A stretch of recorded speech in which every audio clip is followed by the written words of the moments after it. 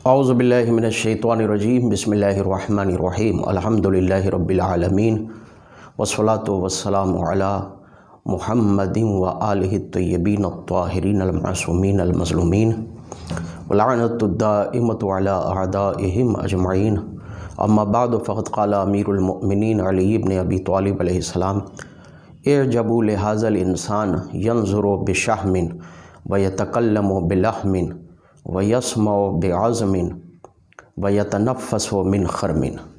अज़ीज़ान मोहतरम, अस्सलामु अलैकुम रहमतुल्लाहि व बरकातुहू। सबसे पहले मैं आप तमाम हज़रात का शुक्रगुज़ार हूँ कि आप चैनल विलायत 14 पर दीनी बातें देखते हैं और समाअत फरमाते हैं। अर्ज़ ख़िदमत ये है कि जो चैनल की रिपोर्ट है उसमें 73% वो लोग देखते हैं जिन्होंने अभी तक सब्सक्राइब नहीं किया है, और बाकी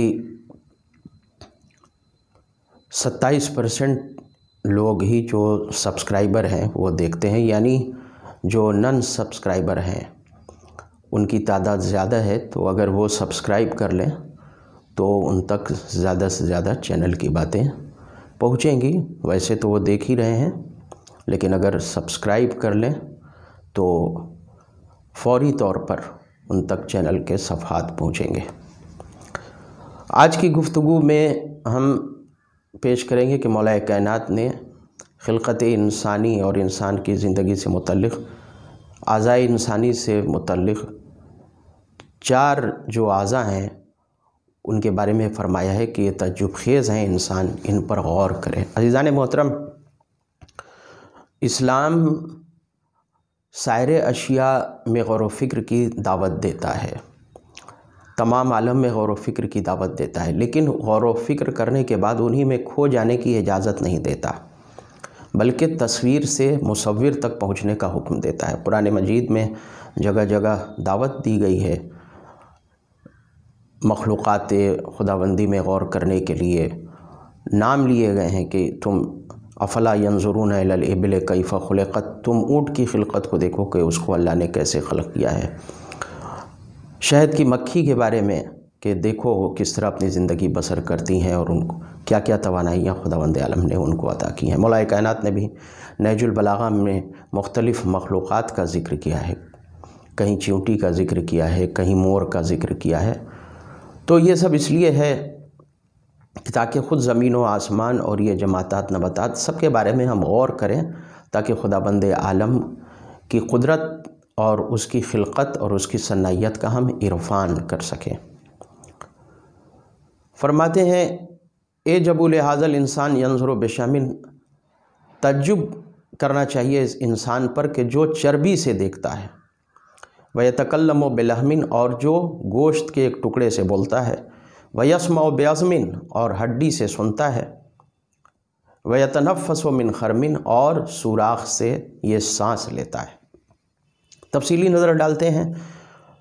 इंसान चर्बी से देखता है। अगर आप सायरे आज़ाए जिस्म इंसानी पर गौर करें तो सायरे आज़ा जो हैं वो गोश्त व पोस्ट से बने हुए हैं। जो नुमायाँ हिस्सा है और अक्सरे आज़ा जो हैं इंसान के वो गोश्त व पोस्ट पर हैं। ये अलग बात है कि ये गोश्त व पोस्ट हड्डी पर उस्तवार हैं और हड्डियों ने इन्हें संभाल रखा है। लेकिन अज़ीज़ान मोहतरम, सायरे आज़ाए जिस्म इंसानी के बरखिलाफ़ ये जो आँख है जिसका इंसान की ज़िंदगी में बहुत बड़ा रोल है, ये आँख गोश्त से नहीं बनी है बल्कि ये चर्बी से बनी है। चर्बी के अंदर खुदावंद आलम ने ये सलाहियत दी जो वही दे सकता है कि इससे इंसान देखता है।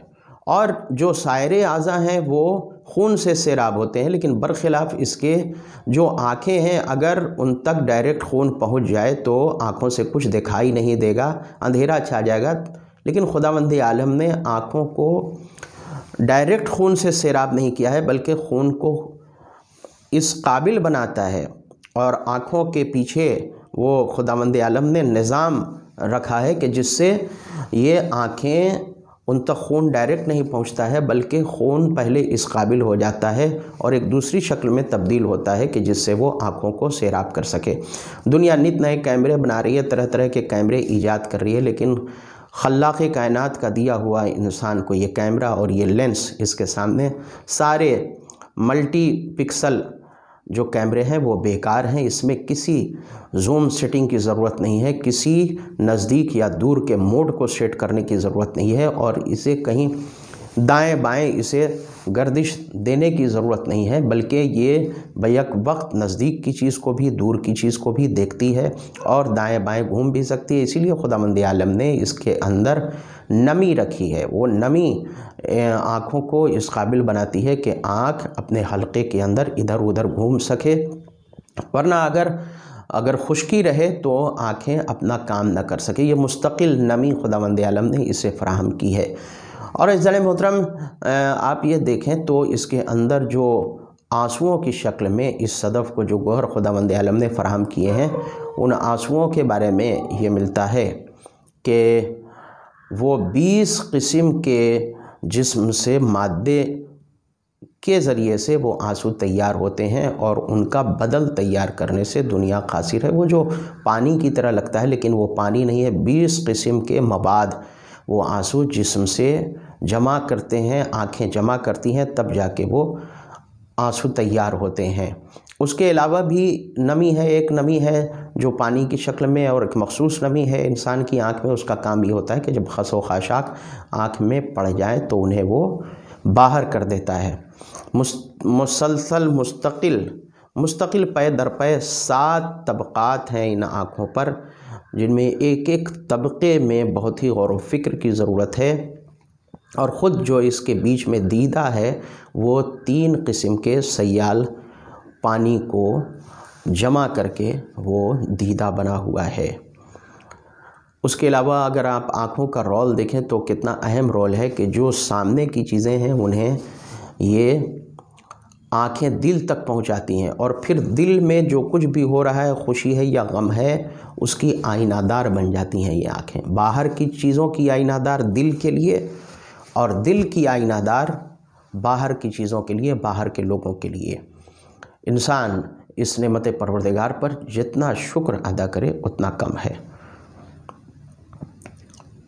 وَيَتَكَلَّمُ بِلَحْمٍ، اور گوشت کے ایک ٹکڑے سے بولتا ہے۔ عزیزان محترم گوشت کا یہ ٹکڑا، لیکن آپ اس کی حرکت دیکھیں اور اس کا کام دیکھیں کہ ایک لفظ بولنے کے لیے فوراً یہ اپنی پوزیشن سنبھال لیتی ہے، اور فوراً اسے جو حرکت کرنا ہے وہ حرکت کرتی ہے۔ اس کے علاوہ جو ہم یہ تقریر کر رہے ہیں، نہ جانے کتنی گردش اس نے کی، کتنی گردش کی، کبھی دائیں کبھی بائیں، کبھی اوپر تالو سے سٹتی ہے، پھر کبھی نیچے آ جاتی ہے، پھر کبھی سامنے والے زبان سے سٹتی ہے۔ یہ مستقل انسان کی زندگی میں اس کا یہ کام ہے، لیکن یہ تھکتی نہیں ہے۔ ایک چھوٹا سا گوشت کا ٹکڑا، لیکن کتنی طاقت دی ہے خداوند عالم نے کہ یہ مستقل اپنا کام کرتی رہتی ہے۔ اس کے علاوہ آپ یہ دیکھیں کہ اس دنیا میں چاہے جتنی بھی لینگویج ایجاد ہو جائے، لیکن سب کا تعلق اسی زبان سے ہے۔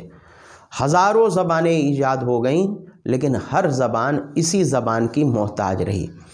جتنی بھی لینگویج اور جتنے بھی کلام کرنے کی زبانیں انسان کی ہیں، وہ سب کی سب اسی ایک زبان سے تعلق رکھتی ہیں۔ اس ایک زبان سے کتنی زبانیں ایجاد ہو گئیں، لیکن کوئی بھی زبان اس زبان سے بے نیاز نہ ہو سکی اور اس کی اہمیت کا انکار نہ کر سکی۔ تو زبان پر بھی خداوند عالم کا جتنا شکر ادا کیا جائے اتنا کم ہے۔ وَيَسْمَعُ بِعَظْمٍ، اور وہ سنتا ہے ہڈی کے ذریعے سے۔ یہ جو آواز جو سامنے کی جو بھی ہم آواز سنتے ہیں وہ پہلے کانوں کے پردے سے ٹکراتی ہے۔ پردے کے پیچھے 2 ہڈیاں ہیں، اور وہ پردہ ان 2 ہڈیوں کو خبر دیتا ہے، اور وہ 2 ہڈیاں اس کے پیچھے ایک ہڈی ہے، اس ہڈی کو خبر دیتی ہیں، اور وہ ہڈی کا اس کا کام یہ ہے سیدھے ذہن و دل و دماغ کو باخبر کرنا کہ سامنے کیا ہو رہا ہے۔ اور ان کانوں کا بہت بڑا رول ہے انسان کی زندگی میں، اس لیے کہ اکثر نشست و برخاست ہماری انہی کانوں سے مرتبط ہے، انہی کانوں سے تعلق رکھتی ہے۔ ہم کچھ سنتے ہیں تب بیٹھتے ہیں، کچھ سنتے ہیں تو کھڑے ہوتے ہیں، کچھ سنتے ہیں تو دوڑتے ہیں، کچھ سنتے ہیں تو بھاگتے ہیں۔ اگر کان اپنا کام نہ کرے تو انسان کی زندگی میں جمود طاری ہو جائے۔ انسان کی زندگی منجمد ہو کر کے رہ جائے، کان مختصر سی ہڈیاں، باریک سی ہڈیوں کے ذریعے، باریک سے پردے کے ذریعے خداوند عالم نے ہمیں سننے کی طاقت دی، اور اس باریک سے پردے اور مختصر سی ہڈیوں کو، کمزور سی ہڈیوں کو خداوند عالم نے کتنی طاقت دی ہے کہ وہ ہماری زندگی میں اہم رول ادا کر رہی ہیں۔ وَيَتَنَفَّسُ مِنْ خَرْمٍ، اور انسان سوراخ کے ذریعے سانس لیتا ہے، ناک کے سوراخ کے ذریعے سانس لیتا ہے۔ گو کہ آپ یہ کہیں کہ منہ کے ذریعے بھی سانس لے سکتے ہیں، ہاں سانس لے سکتے ہیں، لیکن منہ کے ذریعے سانس لینا صحت انسانی کے لیے مستقل طور سے فائدہ مند نہیں ہے، بلکہ وہ نقصان دہ ہو سکتا ہے مستقل طور سے منہ کے ذریعے سے سانس لینا، اس لیے کہ جو باہر کا موسم ہے، مثلاً اگر بہت زیادہ سردی پڑ رہی ہے اور مستقل آپ منہ سے سانس لے رہے ہیں تو یہ آپ کی صحت کے لیے نقصان دہ ہے۔ خداوند عالم نے ناک کو یہ توانائی دی ہے کہ وہ باہر کی ہوا کو سازگار بناتی ہے تاکہ باہر کی ہوا انسان کے پھیپھڑوں تک جا سکے، انسان کے جسم کے اندر جا سکے۔ اسی طرح دوسری صلاحیتیں بھی، جیسے سونگھنے کی صلاحیت، خداوند عالم میں بہت ساری چیزیں ہیں کہ جو آپ ڈائریکٹ زبان پر نہیں رکھ سکتے ہیں، ورنہ آپ کی طبیعت متلا جائے گی، طبیعت آپ کی اس کو گوارا نہیں کرے گی، اس لیے انسان پہلے ناک سے سونگھ لیتا ہے کہ یہ چیز کھانے کے لائق ہے کہ نہیں ہے، اور یہ بھی، اس کا بھی انسان کی زندگی میں بہت بڑا رول ہے۔